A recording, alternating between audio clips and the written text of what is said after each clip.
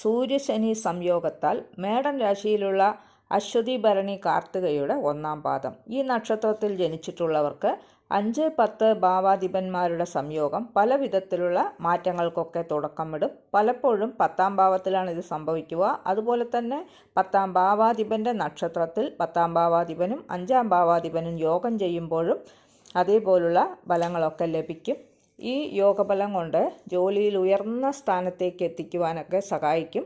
ജോലി അന്വേഷിക്കുന്നവർക്ക് ജോലി ലഭിക്കും. സാമ്പത്തിക സ്ഥിതി നിങ്ങൾ ആഗ്രഹിക്കുന്ന പോലെ തന്നെ മുന്നോട്ട് പോകും. കർമ്മപരമായിട്ടുള്ള എല്ലാ കാര്യങ്ങളും എല്ലാ തരത്തിലുള്ള ഗുണാനുഭവങ്ങളും ഒക്കെ തേടിയെത്തും.